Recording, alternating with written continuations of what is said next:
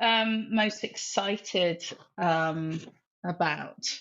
Um, assuming that AI is properly monitored, properly managed, and it is used for all of the forces of good.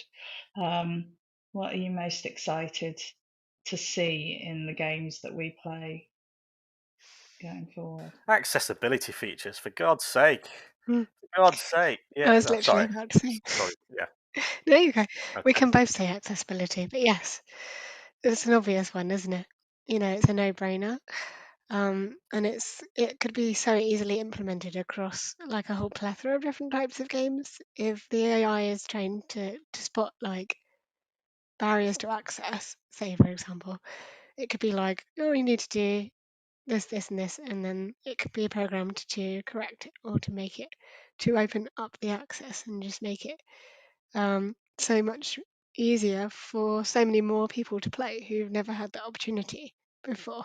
It, what it gives, it opens the world up to player choice and player freedom, and having that choice and access to things that a lot of us never have had the chance to do before, which is, I think, one of the most exciting things, as Matt was saying.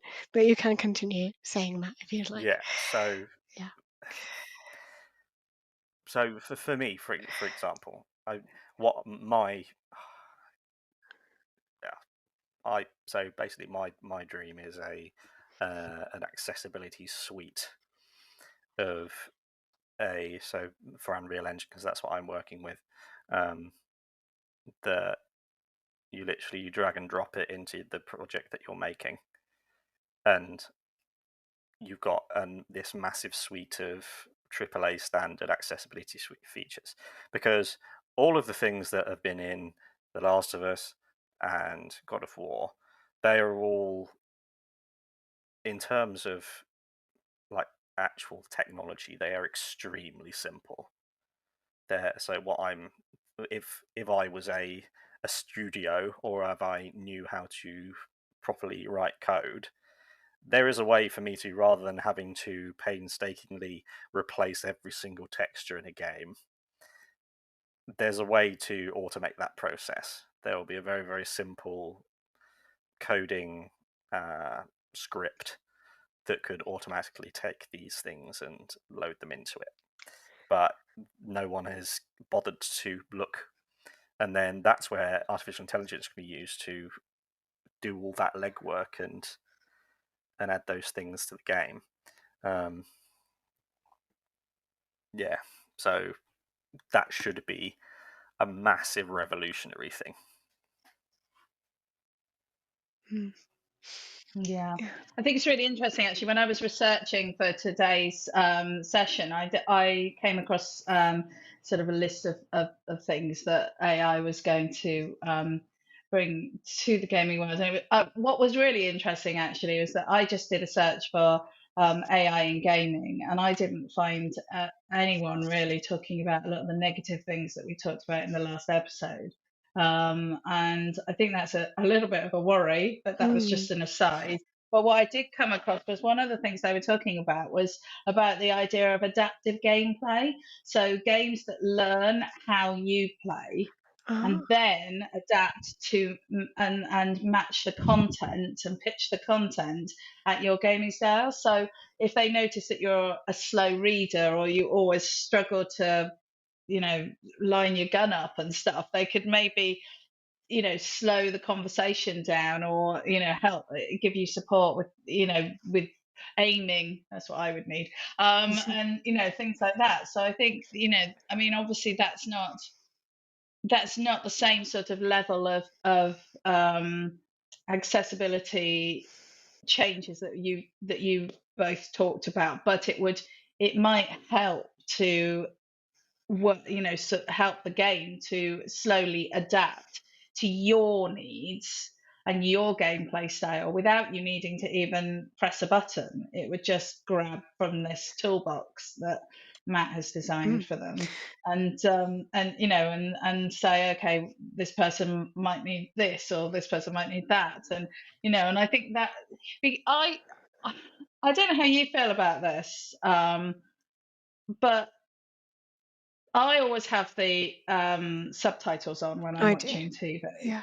and this is because I have hearing problems, but it's also because I have concentration problems, and I'm not listening. And so so I always have it on, and it really annoys me that on some channels, for example, Now TV, you always have to go in and tell it to put the subtitles on. It doesn't remember your setting. And I feel like that is actually ableist, Yeah. that it's forcing me to go in and say, I'm I'm I don't know, I need this extra thing, as opposed to just recognizing that I had it on last time, Yeah. and so I probably want it on again until I choose to turn it off. And so that has made me really think about this in this way, that I think many people just want things to work for Yeah. them, and they don't want to have to be a special case Mm. or be reminded of the fact that they're a special Yeah. case. I mean, that Yeah. how what do you I agree. I think think about accessibility should never be special or extra because it's not. It's just a human access need. We all have those to varying degrees, and so it should never be something that's an afterthought, which it clearly is for Now TV. But another thing I was thinking would be really cool is if the AI was to pick up on your gaming habits, or you might say like I can only play for so many hours or something, or I have not very much time to game, or if you're playing a very big game that's got a very long story and it knows you haven't been playing for a few weeks, when you load up, it could give you a little 5-minute summary of the story. Like I know some games do that, like The Witcher, for example. But if it didn't, it would have it already prepared for you, and then maybe it could give you another 5-minute breakdown of the controls, because I always forget the controls yeah, when I haven't played a game for a absolutely. very long time. Or it could have it like put the controls or hints on for the first maybe 10 minutes of your playtime, just so you can refamiliarize yourself without you having to say, oh, it's been a few weeks since I've played this game and now I'm coming back in. I need to check the controls or whatever else. But That would it's be really cool. hard as well, isn't it? Because normally, as you play a game, they normally get increasingly Mm, complicated and yeah, difficult from the gameplay perspective. So if you do take a break, and in my case, it can be yeah, months. I yeah, was halfway through Horizon New Dawn, and I got distracted, and I don't want to go back to that game because I know that it's going to yeah, take me like 2 hours just to remember how everything yeah. works and to And be to be able able to to do all not die the stuff. immediately. Exactly. And Yeah. whereas when you start the game, you're in a little, baby area, Mm, and it's all sort of gentle and advising you along the way. And so I think, yeah, absolutely. If the game could, yeah, recognize that and give you a bit of a refresher, or just take the difficulty down mm, for the first half hour of play or something like that. So I do think that AI might open up opportunities for that, and and to, yeah, to understand how it might be for, mm. how people might want to play on an individual unique level. Yeah. It reminded me again of I mentioned Malcolm X last week, and how he only ever talked about people, and he didn't care how well the most privileged black people were. He only cared about how the quality of life for the poorest and least privileged. So it's similar with this. So all again, Horizon Forbidden West, an example. The haptic feedback on the controller is revolutionary. It's absolutely a stunning cutting edge of what haptic feedback can be, but you can't slow down the speed of the game. And like with, you can have Mm. the feeling the twine of a bow, but on Now TV, it forces you to change the subtitles every time. It just shows that the Yeah. technology, the sophistication of the technology, almost anything imaginable is possible, and not just possible, relatively easily in comparison to the haptic feedback of the controller, or the designing of the how everything looks, and the combat, and the NPCs. It comes back to, it would be effortless for a programmer to take. A programmer could fix the Now TV problem in a day. A programmer working for one of these massive AAA companies could take an hour into, because on the Horizon games, if you hold down the button to choose your weapon, it slows time down. They could just, one of the, we've talked about in accessibility episodes before, one of the biggest barriers to, especially people who have never gamed before, to trying to play a game for the first time, is it's too fast. It's too Yeah. fast for you to learn and enjoy it at the same time. Because if you're just going, oh, I need to go undertake a long learning process with boring, small, simple games before I can play the game that I want to play, that maybe think, oh, I'll try gaming, then it's pointless. Whereas it's the simplest thing possible to add a slowdown time element to any game, Mm. because the hard thing is speeding it up, because that takes more processing power. But when you play something more slowly, it takes less processing power. So the problem with so many of these problems is not the technology. We have the technology, we have the sophistication of the technology, but all the people who, so many of the people are, they're looking in the wrong place. They're going, oh, look at this, awesome, you can feel the twine of the bows spinning. Can we just decide how fast the game's going to be, please? Can we just decide how big Yeah. the subtitles are?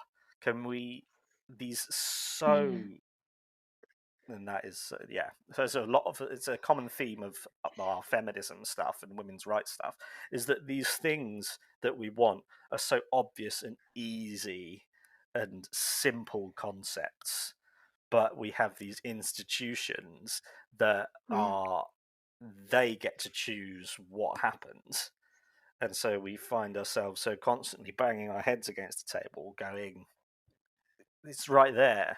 Can't we just have it, please?" I mean, we talked about sort of elitism and the idea of, like, casual gamers, and how, disrespected they are, about the idea of playing games on easy versus, hard. I like that these days you can get quite a range now of choices when you start playing the game, where you can select, it's like story mode, and and there's no fighting or little fighting. And I also really like, Horizon was one that did this, where they let you move from hard to easy.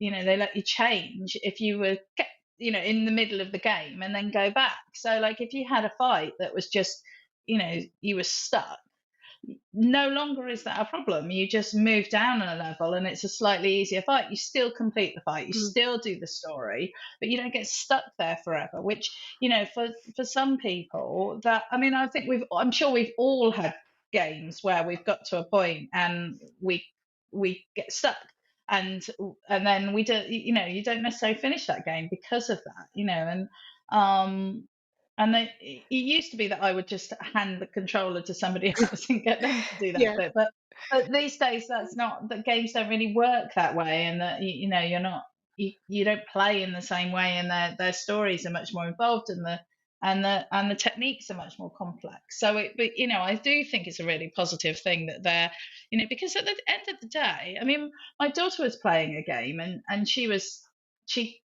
I think it was I can't remember the name of it, but anyway, it was Strange, Life is Strange, Yeah.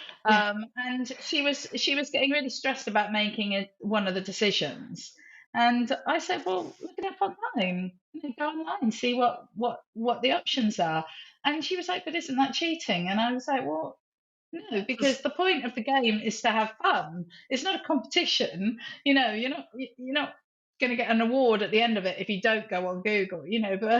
But other search engines are available. But like if we can move away from this sort of elitist attitude, I think that we would have a more inclusive and more fun environment, and it would be more welcoming to people who, as Matt says, haven't gamed their whole lives. And I've been having some thoughts while you've both been talking. Do you guys remember, did you ever play on the Wii? And it would come up after 15 minutes and be like, make sure you rest your eyes. Your eyes are going to hurt. What if that was taken a step further and say the console we were playing on would be like, you turn it on and it'd be like, how are you feeling today? And then it would like select a game based on your mood, or like it would almost be like a that would be therapy awesome. console or something. Wouldn't that be like, I would worry that would be like maybe too far in that direction. It would be like, you need to calm down. And then it would No, like you try can't and play God control of your War mood. anymore. Yeah, or something. But I think that would be the next kind of steps forward in that way in terms of our health and well-being, because obviously sometimes gaming for too long can have a detrimental effect on our physical and mental health. So I guess it's thinking about how would AI help in terms of safeguarding or helping us to look after our own well-being. It's an interesting thought. But would it be annoying if the AI interrupted you every half an hour and was like, rest your eyes, I'm going to turn the game off for 5 minutes or something? One thing, just Yes, it would Yes. be annoying. anything that treats an adult like a child, I react horribly to that. I've Yeah. had Alex and I were talking in the break in between. This is sort of tangentially related. Alex, you said your friend, your female friend, tried sticking their head into an Xbox group and immediately got Group. Yeah. accosted by this Yes. random Random stranger stranger. wanting to know sexual things about her. And this is a massive, massive, massive problem with women on the internet. Is this, especially with Instagram and OnlyFans, there's this entitlement among a massive portion of men online who feel entitled to ask, oh, Invasive evasive. It's wanting to. questions. Yeah. It's this wanting this. It's the similar thing to people like walking past you in the street and saying how much. That's basically the dynamic that is enabled through internet stuff. And there's a woman called Leia Shikiva who is a competitive eater, and she just does loads of seeing how much she can. She'll get a massive like sausage, and she can just put it all the way down her throat and then pull it back out again. And she has Wow. a part on her Instagram page because she does loads. She wears bikinis, wears dresses, plenty. If you're looking for sexual content, sexualish content from her, that's as far as a woman can go, and wanting to do it 100% because she enjoys doing it. And you go, oh, that's great. And if you want to consume that, great. But she has a segment on her page called "Insane in the DMs," and she just screenshots the insane things that men send to her, and it's some massive problem that just goes round and round and round and round and round. And I had an idea for how artificial intelligence can be used to combat this. And you create an app, and it's called Waste His Time. And it's like a chat GP there's just this patheticness and this weirdness to the men doing this stuff. For example, so the concept of waste his time is when you get a message like this, you can just attach it to your Instagram. and then this artificial intelligence will just string this man along for as long as that person, because Keep them busy. the area that this comes from. Have you heard two Irish comedians, Mike and Vittorio's Guide to Parenting? I think I They're vaguely have, yes. Yeah. absolutely hysterical Irish guys, and when they do their podcast, they're doing it in their home, so they're on a couch, and so they don't have shoes on; they're just wearing socks. And there's this again, kink shaming. I don't know if it's kink shaming to say that I can't imagine anything less sexual than a foot, and even more so, I'm less weirded out by someone who likes bare feet to someone who is turned on by feet in socks. And there's this guy who Alex's this face. guy It's like, where were you going with this, trust me, man? it comes Okay. trust me, Yeah. it comes around. And this guy would message Vittorio saying, "Oh, hi there, would you consider sending me some sock pictures? I'm happy to pay." And Vittorio just was doing it as a case study for the podcast. And over the course of 6 months, he kept on going, "Oh yeah, hang on a minute, I'll get round to it soon. Sorry, I've been really busy. Oh yeah. How much do you want for it? Oh yeah, that sounds good. Yeah." And this guy kept on at him for 6 months, and Wow. eventually Vittorio did it. And then the first thing the guy said back to him was, "This is so hot." And you just get Wow. Vittorio said he felt dirty as a response to it. But the point is that the men doing this thing, they will not go away unless they're blocked. They throw 100 things out to people, and they just keep on. When they think that they're getting somewhere, they will just push and push and push and push. And the idea of waste is time is you do that. The artificial intelligence basically removes them from your inbox, and they string that person along in that way for as long as possible. And that would make men pissed off and angry, but they're going to be like that anyway. And it would just mean that rather than it being, because just blocking someone, they just go, "Oh, never mind, I'll go on to someone else." But if you string them along, that feels like justice to me. So that's another area. Not necessarily, it could be used for, and when you've got perfect voice generation, artificial intelligence, then you could have you could string people along on when you're playing Xbox as well, and just go, "Oh yeah, you're going to Endlessly. be back on tomorrow." "Oh yeah, I am." And then they're playing they're playing against an NPC, and they think, "Yeah, I'm getting somewhere." To be fair, like that might work for them. So yeah, I don't know. So I think, I mean, we're way over time again. We were way over time on our last episode on this, and we were way over time on this. And originally, this was going to be this whole thing was going to be a half-hour episode when we originally conceived of it, and then we were like, yeah, no, it's gonna be a longer topic. It clearly is a really important topic, and it's got a lot going on with it, and there's a lot to unpick with it, and there's a lot to sort of think about and to prepare for. And I think, I said earlier that I'm a bit concerned because we've been so bad at preparing for so much else.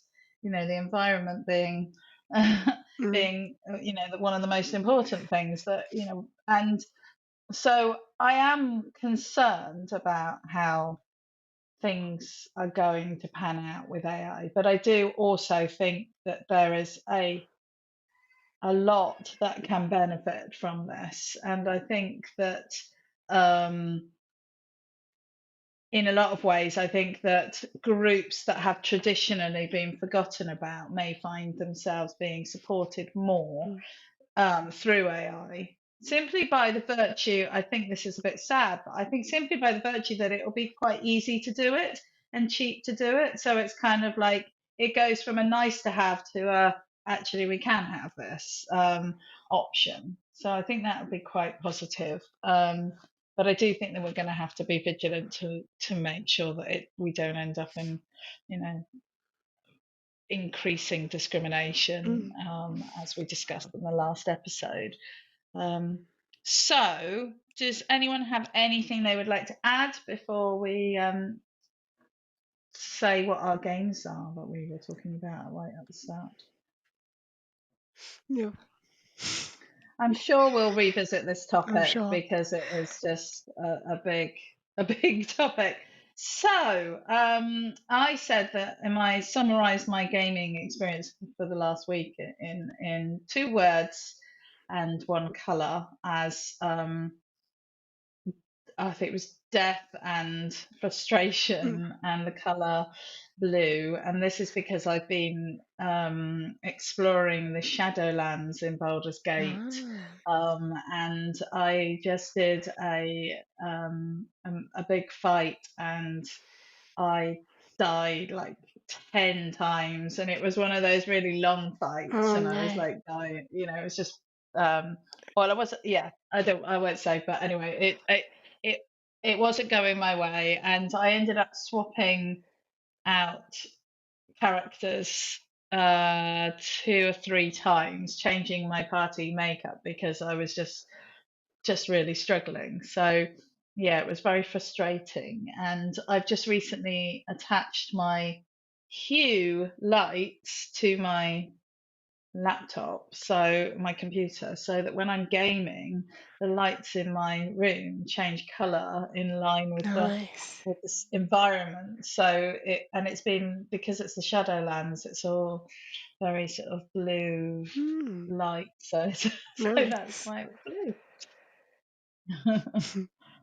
Alex, what about Well, you? mine's a bit of a twist, really. I said very empty and black, didn't I? And that is because I have not been playing games because I have been waiting on some extra storage because I've run out Oh of room in which to download more games. So I was hoping to start playing Baldur's Gate and or Assassin's Creed Mirage, but the storage on my PlayStation is so full that I have no room for any games, not even small updates now. So we have now acquired an internal hard drive and we'll be installing it. And the reason I said black is because that's the colour of my TV screen in the last week or so. I had no Very games to good. play. Mine was Italian Yeah. Apocalypse and red. So I've just been persisting with the ultra hard mode, New Game Plus of Horizon Forbidden West.